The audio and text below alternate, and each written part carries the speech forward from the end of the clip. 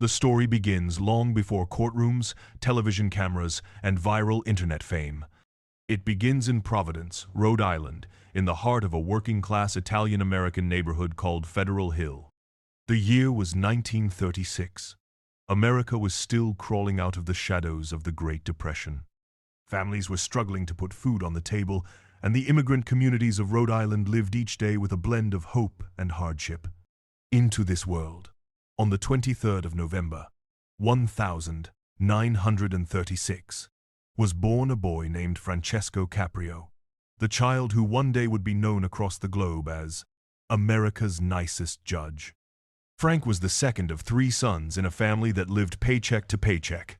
His father, Antonio Caprio, was a milkman, a man who knew what it meant to wake before dawn, work long hours, and still return home with barely enough to cover the bills. His mother, Philomena, balanced the chaos of raising children with the daily sacrifices of immigrant life. The Caprio family didn't have luxury, but what they did have was love, discipline, and an unshakable belief in hard work. From his earliest years, Frank understood struggle. He remembered sitting at the dinner table, his father's hands rough and weathered from hauling heavy crates of milk, and hearing his parents whisper about bills they could not pay. Yet, instead of bitterness, his parents instilled in him a sense of gratitude. "Work hard, Frankie," his father would tell him in Italian, "and treat people with respect. Dignity costs nothing, but it gives you everything." A childhood of dreams. Federal Hill wasn't just a place of hardship. It was a place alive with music, smells, and stories. The streets were filled with the aroma of fresh bread from Italian bakeries, neighbors calling to one another in a mix of English and dialects, and the laughter of children playing stickball in the alleys. Frank was one of those kids barefoot, scrappy, and brimming with dreams larger than the boundaries of his neighborhood. But dreams often felt distant. The Caprio family could not afford luxuries. Frank wore hand-me-down clothes and often worked odd jobs to help support the household. He shined shoes, delivered newspapers, and did whatever he could. Money was tight, but Frank discovered something more valuable than dollars, the value of empathy. When he shined the shoes of businessmen, he listened to their stories. When he delivered newspapers to neighbors, he learned their struggles. Even as a child, Frank became a quiet observer of human nature. Education, the gateway. Frank's parents had little formal education, but they carried a burning conviction. Their children would study, no matter what it cost. Education, they believed, was the ticket out of poverty. Frank attended Central High School in Providence. It was here that his natural charisma began to shine. He wasn't the wealthiest kid, nor the most polished, but he had a quality teachers noticed a determination to prove himself. He excelled in academics, but what set him apart was his ability to connect with people. He had a gift of empathy, a talent for making people feel heard. But dreams require opportunity, and opportunity costs money. Frank worked after school, sometimes late into the night, to save enough for college. His father's wages as a milkman were barely enough to sustain the family, but Frank refused to let that stop him. He was fueled by an idea that echoed in his heart. "I will make something of myself, not just for me, but for my family, for my neighborhood, for all the people who never had a chance." The first step to law. Frank attended Providence College, a Catholic liberal arts school not far from home. For a boy from Federal Hill, college was a new universe. He studied political science and discovered a fascination with justice and governance. He began to dream not just of a job, but of a mission. Law, he realized, wasn't just about rules, it was about people. It was about balancing fairness with compassion, discipline with mercy. It was during these years that Frank's personality blossomed. He wasn't the loudest student, but he was the one everyone trusted. He became known for his integrity and his ability to see both sides of an argument. Friends began to whisper, "Frank, you should be a lawyer. You'd be good at it." And so, after graduating from Providence College, he took the leap that would change his destiny. He applied to Suffolk University Law School in Boston. It wasn't easy. Money was scarce, and the journey from Providence to Boston was long. But Frank was relentless. He worked multiple jobs to pay tuition. By day, he studied case law and legal precedents. By night, He worked to keep his family afloat. There were nights when exhaustion nearly broke him, but he remembered his father's words. Dignity costs nothing, but it gives you everything. Those words became his compass. A dream takes shape. By the early 1962nd, Frank had graduated from Suffolk Law and returned to Providence as a young attorney. His career had just begun, but already, whispers of his character spread through the community. People described him as a lawyer who cared. He didn't treat clients like case numbers. He treated them like human beings. This reputation would follow him for life. It would carry him to the municipal courtroom where decades later millions would watch him dispense not just justice, but kindness. But that part of the story comes later. For now, he was still the young boy from Federal Hill, carving a path into an uncertain world. The rise of a young lawyer and politician. When Frank Caprio returned to Providence after graduating from Suffolk University Law School in the early 1962nd, he carried with him more than a degree. He carried a mission. For the young boy who once shined shoes on the streets of Federal Hill, the law was not just a career. It was a chance to give back to the very people who had raised him. He opened a small law practice in Providence. It wasn't glamorous, and it certainly wasn't lucrative in those first years. The office was modest, and the clients were mostly working-class families, immigrants, small shopkeepers, laborers, and those who couldn't always afford the finest legal defense. Frank welcomed them all. To him, the courtroom was not just a battleground of statutes and evidence. It was a place where the dignity of ordinary people deserved to be defended. His style was different from many lawyers around him. While others approached their clients with cold professionalism, Frank listened. He listened to their fears, their struggles, their frustrations. He knew what it meant to have a landlord threaten eviction when money was short, or to face a system that often felt too big, too powerful, too indifferent. He became known as the lawyer who actually cared, who remembered names, who fought not just for legal victories but for human ones. The leap into politics. By the mid-1962nd, Frank's reputation extended beyond the courtroom. In community gatherings, church halls, and neighborhood meetings, people began to talk about him, not just as a lawyer, but as a leader. He had the charisma of someone who could walk into a crowded room and leave with everyone feeling like they had known him for years. In 1962, encouraged by friends and neighbors, Frank ran for public office. He was young, ambitious, and full of ideas, but also aware of the challenges ahead. Rhode Island politics was rough, often dominated by older figures who had deep networks and long-standing alliances. Still, Frank brought something new: authenticity. He didn't pretend to be polished or untouchable. He was the milkman's son, the neighborhood boy who had worked his way up, and people trusted him because of that. He was elected to the Providence City Council, representing the same community that had raised him. It was a proud moment for his family. His father, Antonio, who had delivered milk in the early hours of the morning for decades, now stood beaming as his son swore an oath to serve the city. For Antonio and Filomena, it was proof that their sacrifices had not been in vain. Balancing law and public service. Frank's years on the city council were marked by an unusual approach. While many politicians were content with speeches and symbolic votes, Frank focused on practical solutions. He championed causes that touched ordinary people: better housing, cleaner streets, fairer opportunities for working families. His speeches were not filled with lofty jargon but with the language of the people he represented. At the same time, he continued his law practice. He would spend mornings in council meetings and afternoons in courtrooms, sometimes working late into the night to prepare cases. It was exhausting, but Frank thrived on the energy of serving. He wasn't building a career for prestige. He was building a bridge between ordinary citizens and the institutions that governed them. The teacher within. Another important chapter of his early life unfolded when he began teaching high school history in Providence. Standing in front of a classroom filled with restless teenagers, Frank discovered yet another gift: the ability to inspire young minds. His students didn't just learn dates and events. They learned about fairness, about responsibility, about how history shapes justice. Many of them remembered him years later as the teacher who pushed them to believe they could rise above their circumstances. Teaching reinforced Frank's belief that leadership was not about authority but about guidance. He wasn't just a lawyer or a councilman, he was a mentor, the turning point. In the 1970s, as his legal and political career expanded, an opportunity came that would change the trajectory of his life forever. Frank was appointed as a judge of the Providence Municipal Court. It was not the grandest court in the land. Municipal courts dealt with small infractions, parking tickets, traffic violations, city ordinance breaches. To many, it was a stepping stone or a minor assignment.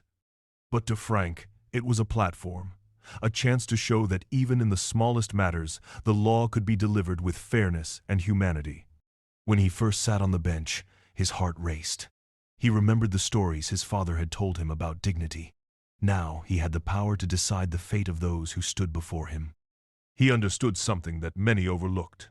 For the person in front of him, whether it was a parking ticket or a fine, the impact could be huge.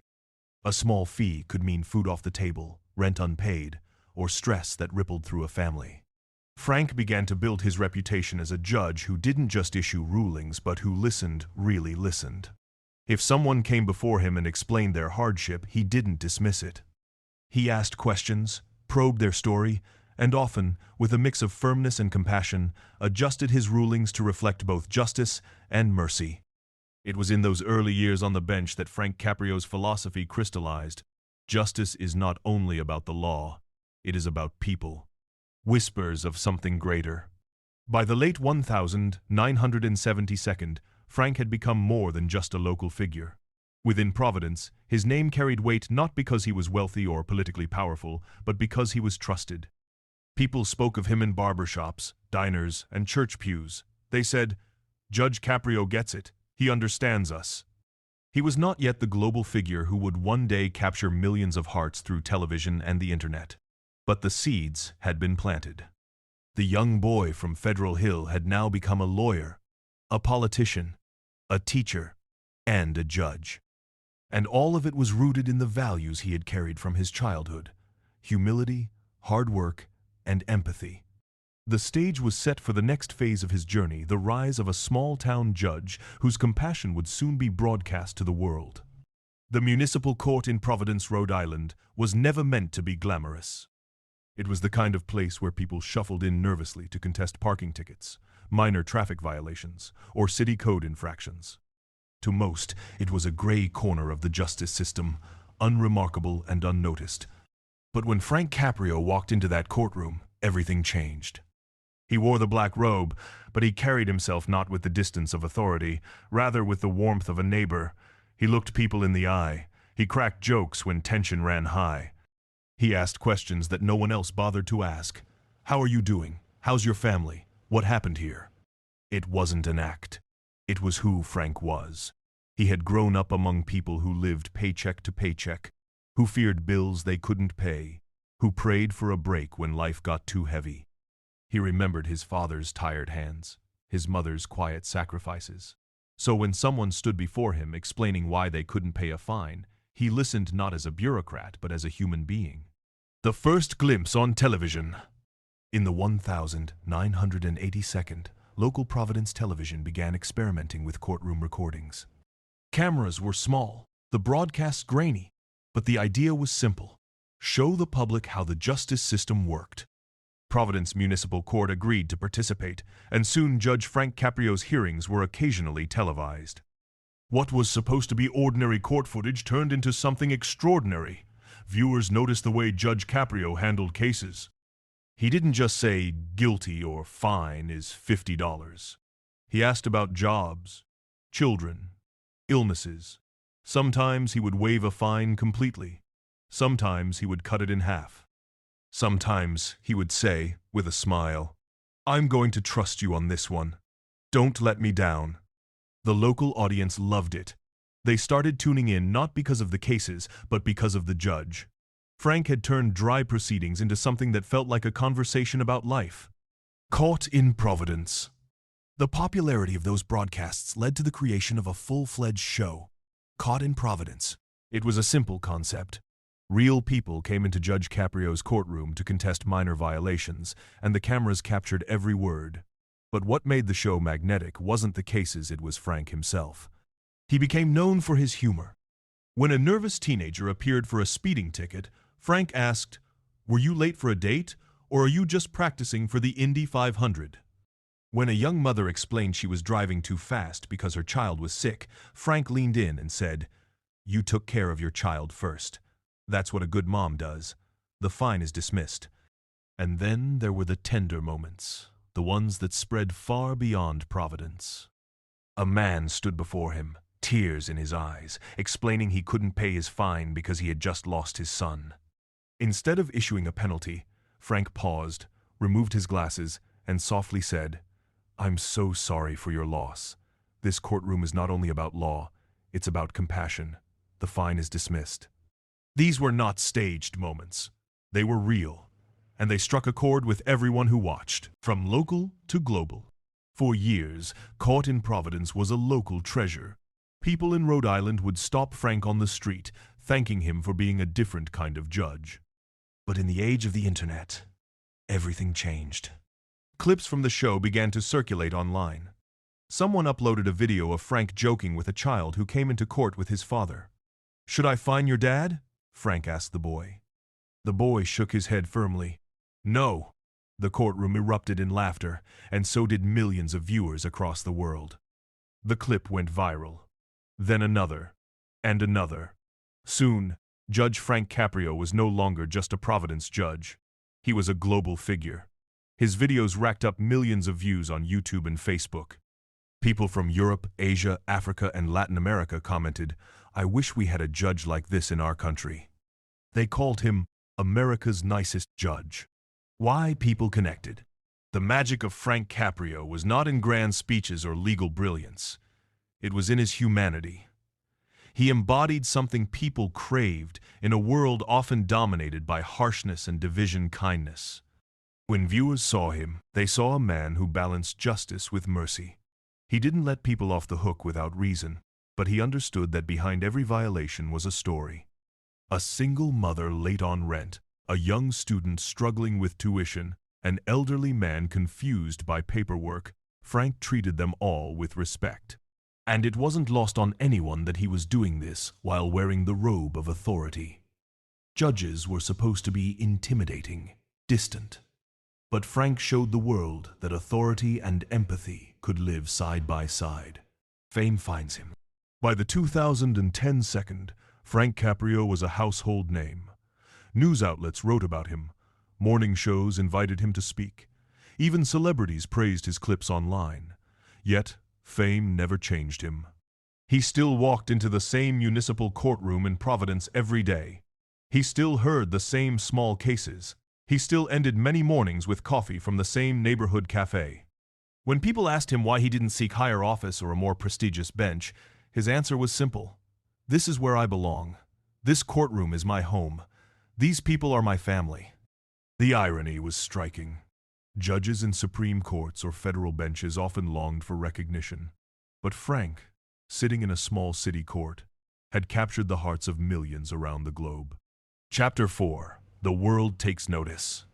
By the time the first clips of Caught in Providence began circulating on YouTube, Frank Caprio was already in his 70s.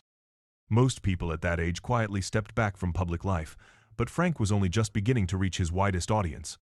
It started small. A video uploaded by a local television crew, a few thousand views, a handful of comments. But soon, something unusual happened. The numbers didn't stop climbing. Tens of thousands became hundreds of thousands, then millions. The world had discovered something it hadn't seen before. A judge who wasn't cold or robotic, but human. The viral moment. One of the earliest viral clips featured a father standing nervously in front of Judge Caprio, with his young son by his side. The man had been caught speeding, but before passing judgment, Frank leaned down and asked the boy, "Should I fine your dad for speeding?" The boy, barely old enough to reach the bench, shook his head with fierce determination. The courtroom erupted in laughter. Frank chuckled, turned to the boy, and said, "Okay, you saved your dad today." The fine was dismissed. That 2-minute exchange traveled across the internet like wildfire. People from London to Los Angeles, from New Delhi to Nairobi, shared it on social media. It wasn't just funny, it was heartwarming. It reminded people that even in institutions built on authority, humanity could shine through. Global headlines. Soon, news outlets picked up the story. The New York Times, BBC, and The Guardian ran features on the kindly judge from Rhode Island. Television shows invited him for interviews. Talk show hosts played clips of his rulings to cheering audiences. Frank Caprio had become something rare, a judge who was also a celebrity. But unlike celebrities who thrived on glamour or scandal, Frank's fame rested on kindness. He was proof that goodness itself could go viral. Letters from around the world. As Caught in Providence gained an international following, letters began pouring into his office. They came from everywhere: handwritten notes from school children in Ireland, emails from single mothers in Brazil, letters from retirees in Japan. One letter from a woman in the UK read, "Judge Caprio, I watch your courtroom every night before I go to sleep. I suffer from anxiety, but seeing the way you treat people makes me believe that there is still kindness in the world. Thank you for reminding me to hope." Another, from a man in Nigeria. "I have never been to America, but I now know of Providence, Rhode Island, because of you. In my country, people fear the courts. Watching you has changed the way I think about justice. You are not just a judge for America, you are a judge for humanity." Frank kept many of these letters. He often said they were more valuable to him than any award. The symbol of justice with compassion. What fascinated people most was that Frank never abandoned the law. He wasn't a soft judge who forgave every offense. He issued fines when necessary. He gave stern warnings when rules were broken. But he balanced the letter of the law with the spirit of compassion. In one famous case, an elderly man appeared in court after being ticketed for speeding. When asked why he was driving so fast, the man explained that his 95-year-old wife was seriously ill and he was rushing to get her to the doctor. Frank listened quietly. Then he leaned forward, his eyes soft. "You are a good man," he said, "and a good husband. I hope when I'm your age, I have someone who loves me as much as you love your wife." The fine was dismissed. The clip melted hearts worldwide. It wasn't about traffic laws anymore. It was about love, loyalty, and human decency. A judge for the internet age. The irony was striking. Here was a judge from a small municipal court, a place few outside Rhode Island even knew existed, becoming a global voice for empathy and justice. In an age where news was dominated by division, anger, and conflict, Frank's courtroom clips felt like a breath of fresh air. Young people on TikTok made edits of his funniest moments. Facebook users shared his emotional rulings with captions like, "Faith in humanity restored." YouTube compilations of his cases reached millions of views. And through it all, Frank remained the same. He still drove himself to court in the morning. He still chatted with locals in coffee shops. He still lived in Providence, the city that had shaped him. Fame hadn't changed him. If anything, it had amplified the values he had carried all his life. The city of Providence and beyond. For Providence, Frank became a source of pride. Tourists began visiting the courthouse, not to contest tickets, but just to see him in action. People lined up in the gallery like it was a theater. They watched, not knowing if they would witness laughter, tears, or wisdom, but always sure they would see humanity. Even outside the courtroom, Frank's influence grew. Universities invited him to speak. Nonprofits asked for his support. Communities facing conflict cited him as an example of what justice could look like if delivered with kindness. By the late 2010, he was no longer just a judge from Rhode Island. He was a cultural icon. For many, he became a living argument against cynicism, proof that even in positions of power, empathy had a place. Chapter 5. A Legacy of Kindness and Family Values. Behind the black robe, behind the cameras, and beyond the courtroom applause, there was another Frank Caprio, the family man. If the world knew him as a judge of compassion, his family knew him as a husband, a father, and later, a grandfather whose love ran even deeper than the values he displayed on television. For Frank, family was not separate from his work. It was the foundation of who he was. The Caprio household. The Caprio household. The Caprio home in Providence was never quiet. It was filled with laughter, arguments, the smell of Italian food simmering on the stove, and the sound of children running up and down the stairs. Frank, married to Joyce for decades, believed that a strong family wasn't built on luxury but on values. Every Sunday, without fail, the Caprios gathered for dinner. Pasta, homemade sauce, fresh bread, and stories at the table that was their tradition. Frank would often sit at the head, not as a judge, but as a father listening to the voices of his children and later, his grandchildren. He loved telling them stories from his youth, about delivering newspapers in the cold mornings, about the little grocery store his father ran, about how education had opened doors that poverty had tried to keep shut. These weren't just stories. They were lessons. Raising children with purpose. Frank and Joyce had 5 children, and each one was raised with the same principle. Never forget where you come from, and never forget to be kind. His sons and daughters grew up watching their father juggle the pressures of law with the responsibilities of fatherhood. When he came home from court, he didn't bring the stern face of a judge. Instead, he transformed into the dad who helped with homework, who cheered from the sidelines at soccer games, who quietly stayed up late making sure his kids were safe when they came home from nights out. Frank never believed in forcing his children to follow a single path. Instead, he told them to find their purpose and pursue it with integrity. One of his sons, David Caprio, went into politics, becoming a Rhode Island state representative. Another, John Caprio, found his way into media and entertainment. Each child carried a piece of Frank's philosophy, but in their own unique way. The grandchildren. When grandchildren entered his life, Frank softened even more. The man who could deliver stern lectures in the courtroom became the grandfather who would sit on the floor playing with toy cars or patiently reading the same bedtime story 3 nights in a row. One of his grandsons once asked him, "Grandpa, why do people on television like you so much?" Frank smiled and answered simply, "Because I try to listen to them the way I listen to you." That was his secret. Whether it was a stranger in court or his own family, Frank listened. Truly listened. The private philosopher. While much of the world saw Frank's courtroom wisdom in short viral clips, at home he was the philosopher who passed down life's deeper lessons. He often told his children, "The world can take away your money, your job, even your health, but it cannot take away your character unless you give it away yourself." To his grandchildren, he simplified it.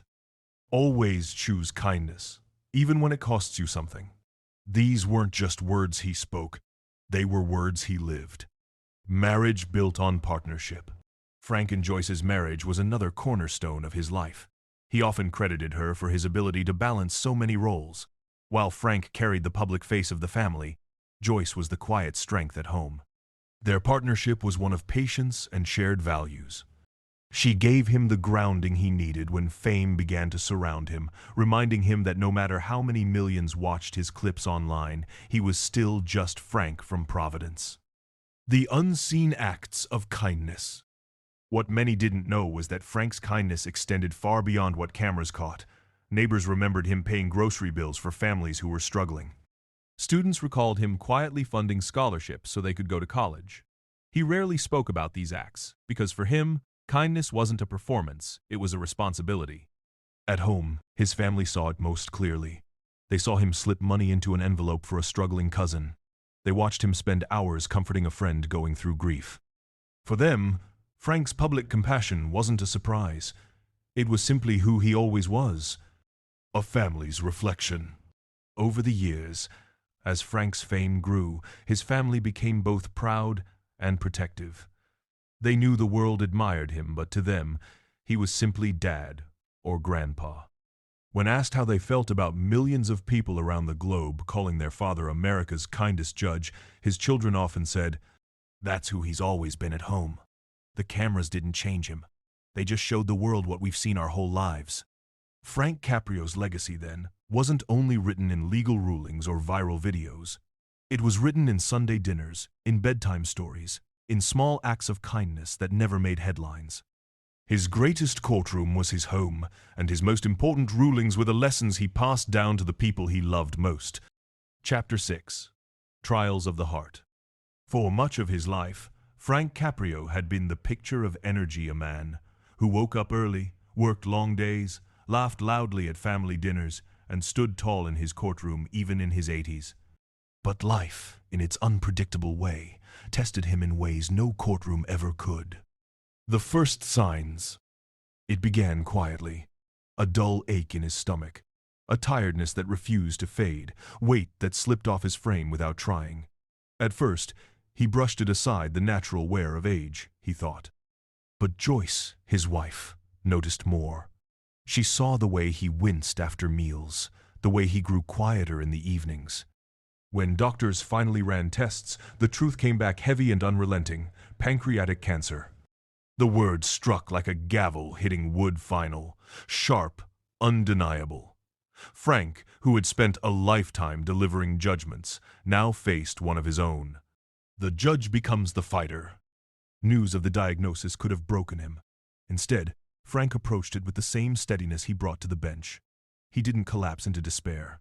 He looked at his family and said, "We will face this together, and we will face it with courage." But inside, he knew the road ahead would not be easy. Pancreatic cancer was aggressive. Treatments would drain his strength, and pain would test his endurance. Yet Frank never let the illness define him. Even when hospital visits became frequent, he insisted on attending family dinners. Even when chemotherapy left him weak, he still smiled at his grandchildren and asked about their days. Moments of vulnerability. Still, there were moments. Nights when the house grew quiet, and Frank sat alone in his study, staring at the photos on the wall, his parents, his children, the courtroom where he had built his career. He felt the weight of time pressing down. For a man who had always been the source of strength, admitting fear was difficult, but he did not hide it. One evening, speaking softly to Joyce, he whispered, "I'm not afraid of leaving. I'm afraid of leaving you all behind."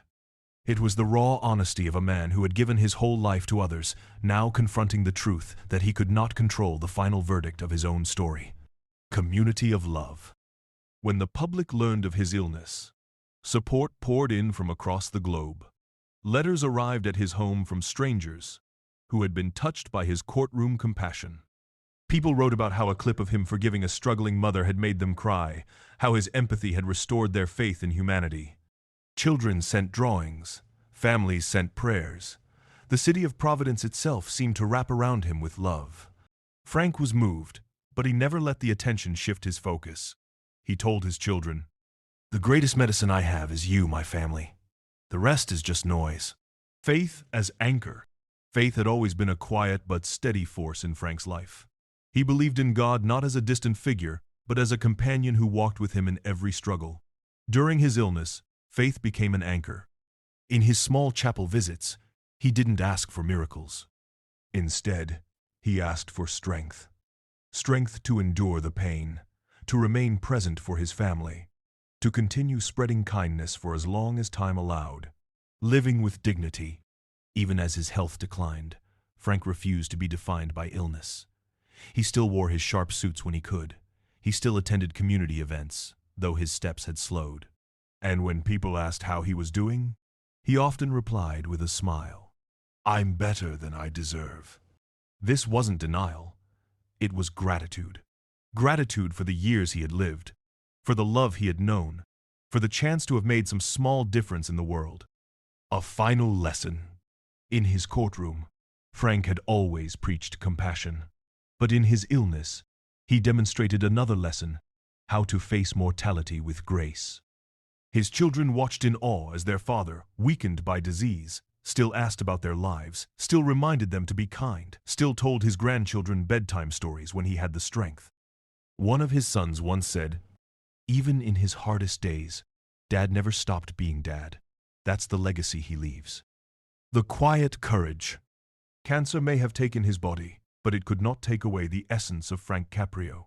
His laughter, his wisdom, his kindness, those remained until his last breath. His family later recalled that his final days were not filled with bitterness, but with gratitude.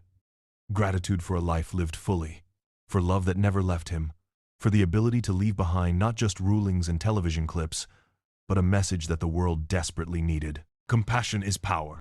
Frank Caprio's battle with cancer was not just a story of suffering, it was a story of resilience, dignity, and the strength of the human spirit. In facing his hardest trial, he showed the world that kindness, even in the face of death, never loses its power. Chapter 7. The Final Gavel. A World in Mourning. The day arrived quietly, without drama, but its weight was felt across oceans. Frank Caprio, the judge who had once brought smiles into the courtroom and tears into millions of living rooms, had taken his last breath. He passed, surrounded by family, the same circle of love that had been with him in every victory and every struggle. For his children and grandchildren, it was both a heartbreak and an honor to be present as he gently slipped away, leaving behind not silence, but the echo of a life well lived. The family's goodbye. The Caprio household, usually alive with laughter and noise, grew solemn. His children gathered around Joyce, their mother, trying to comfort her while wrestling with their own grief. There were no loud wails, no chaos, just quiet tears, hands held tightly, and whispered prayers. His grandchildren, too young to fully understand, still felt the shift in the air, the absence of the man who had always carried candy in his pockets and stories in his voice. One of his daughters whispered, "He always said he wanted to leave this world the way he lived with love around him." And he did. Providence in shock. The news traveled fast. In Providence, the city Frank had served for decades, church bells rang and City Hall lowered its flags. People who had never met him felt the loss as though they had lost a friend. On the courthouse steps, flowers appeared overnight. Handwritten notes were taped to the doors. One read, "You showed us that justice can have a heart. Thank you, Judge." Local television stations interrupted regular programming to replay clips of Court in Providence. The familiar images, Frank leaning forward, listening intently to a struggling single mother, or laughing gently with a nervous teenager, now carried a bittersweet weight. A global farewell. But the mourning was not confined to Providence. Across the United States, headlines carried the news. Judge Frank Caprio, beloved television judge and symbol of compassion, dies at 87. In the UK, morning shows picked up the story.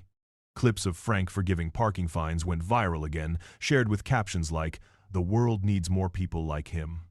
From Brazil to India, messages flooded social media. People wrote about how they would watch his videos late at night and feel comforted, how his kindness had restored their belief that justice could be human.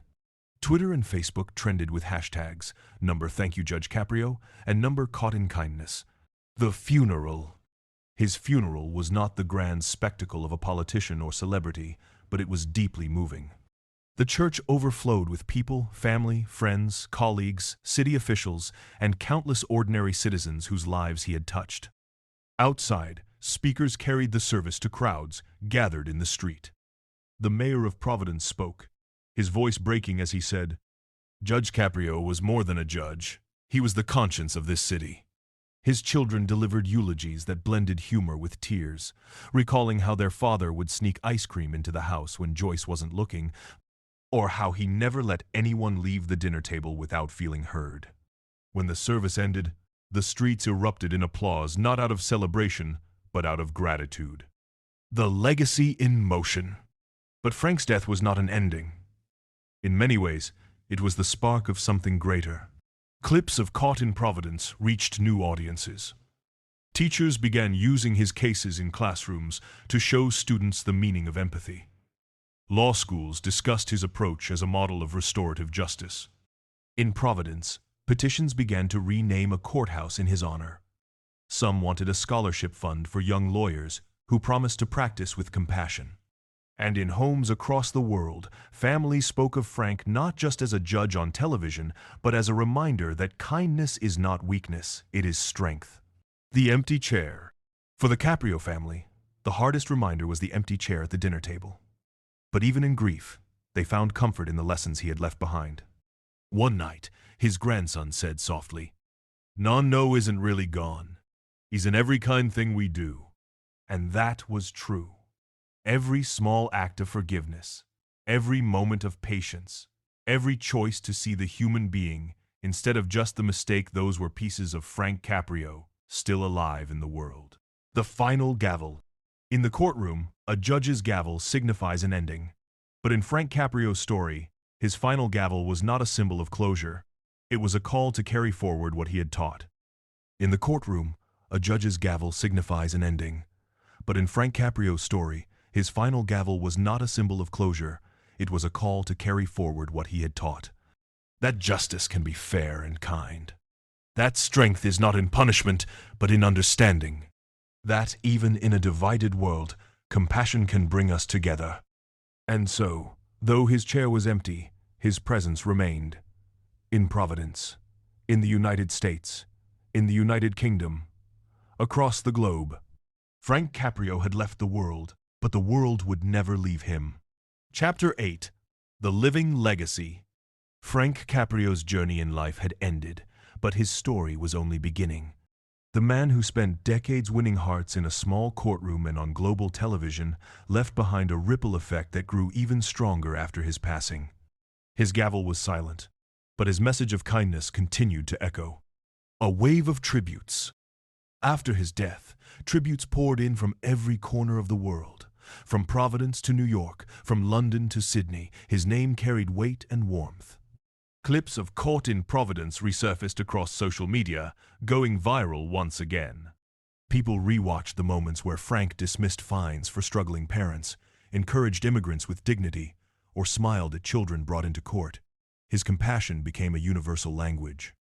A Brazilian student wrote, "I learned English by watching Judge Caprio. But more than English, I learned kindness." A London taxi driver tweeted, "I never met him, but every night I watched his videos. He reminded me of my father. Rest easy, Judge." A scholarship of kindness. Soon after, the Providence City Council announced the creation of the Judge Frank Caprio Scholarship Fund. It was designed for students who dreamed of studying law but faced financial barriers. The scholarship carried one guiding principle: justice with compassion. Every applicant was asked to write an essay on, "What does kindness and justice mean to you?" Through these essays came stories of hope, dreams, and resilience, proof that Frank's philosophy wasn't fading but taking root in the next generation. Caught in Providence, reborn. Even after his death, Frank's beloved show, Caught in Providence, found a second life. Streaming platforms picked up the episodes, and new audiences discovered his unique way of blending justice with humanity. Soon, a documentary was produced, titled The Judge Who Chose Kindness. It premiered on Netflix in the US and on the BBC in the UK. Viewers were moved to tears, inspired by the legacy of a man who reminded the world that law could have a heart. A 16-year-old boy in London said after watching it, "I always thought judges were scary. Now I want to be one, like Caprio, to make people feel safe." Educational impact. Frank's philosophy began shaping academia. At Harvard Law School, Oxford University, and dozens of other institutions, professors introduced his work as a case study. Frank Caprio redefined what justice could look like in the 21st century, said one Oxford lecturer. Law students debated, if a judge could bring compassion into justice, why couldn't entire justice systems reform themselves to serve people with empathy? His family's mission. Frank's family carried his mission forward. His wife, Joyce, expressed it simply, "He may be gone, but his work is not finished. We will carry it forward." Under the leadership of his son, the Caprio Foundation was established to provide legal aid worldwide for people who could not afford it. His daughter launched school programs focused on kindness-driven leadership, teaching young children that success without empathy is incomplete. Providence remembers. In his beloved city, Providence, a park was dedicated in his name, Caprio Compassion Park. At its entrance stood a plaque with the words, "Here rests the spirit of a man who believed justice without compassion is incomplete." Every year, on the 4th of September, Frank's birthday, the city began celebrating Compassion Day. On that day, schools, businesses, and even courts encouraged citizens to perform one simple act of kindness for a stranger. A global symbol. Frank Caprio became more than an American judge. He became a global symbol of hope. In countries plagued by corruption and injustice, people raised their voices. "We need a Judge Caprio here." His message had crossed borders, cultures, and languages. Where laws felt cold and harsh, his memory reminded the world of a simple truth. Justice without kindness is just punishment. Justice with kindness is humanity. This chapter closes his life story, but opens a new chapter for the world, the era of justice, inspired by compassion. Chapter 9. Epilogue. The lasting echo. The world rarely remembers judges. Their names are written in court documents, not in people's hearts. But Frank Caprio broke that pattern. He was not remembered for the cases he won or the laws he interpreted. He was remembered for the way he made people feel. When his courtroom went silent, his spirit began to speak louder than ever. The final walk. In Providence, the city he loved so deeply, thousands lined the streets during his farewell. They held flowers, banners, and even unpaid parking tickets with his signature on them. One woman clutched a photograph of her and her daughter taken years earlier in Frank's courtroom. Tears rolled down her cheeks as she whispered, "You saw us when nobody else did. Thank you." The bells of Providence City Hall tolled, not for the end of a judge's life, but for the birth of a legend, a judge of the people. Frank was often described as America's nicest judge, but those who knew him best corrected it. He wasn't just America's judge, he was humanity's judge. His courtroom had no boundaries. A child in India laughed at his gentle jokes. A grandmother in Africa prayed for his health. A cab driver in London streamed his clips between rides. He belonged to everyone. The last lesson. In his final interviews, Frank spoke not about law or fame, but about life. "The greatest gift you can give someone is dignity," he said. "If you strip away wealth, power, and titles, what's left is how you made people feel. That is the true verdict of life." Those words became his last lesson to the world, one that would outlive textbooks, courtrooms, and television screens. The echo. Legacies are not measured in wealth or power. They are measured in echoes. How long after a person leaves, their voice can still be heard. Frank's echo was everywhere. In classrooms, where children learned kindness alongside justice. In courtrooms, where young judges paused before sentencing and asked themselves, what would Caprio do? In families, where parents used his stories to teach their kids empathy. And in the quiet corners of the internet, where someone struggling with loneliness clicked on one of his old videos and felt seen, heard, and valued. The eternal gavel. On his judge's bench in Providence, the gavel rests, polished but unused. It will never strike again, yet the sound of its echo is eternal.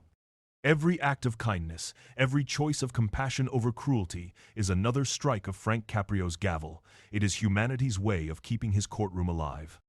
For in truth, his court never closed. Closing words. Frank Caprio was not a man who sought immortality. Yet, through love, kindness, and justice, he achieved it. His story is proof that greatness does not come from power, but from humanity.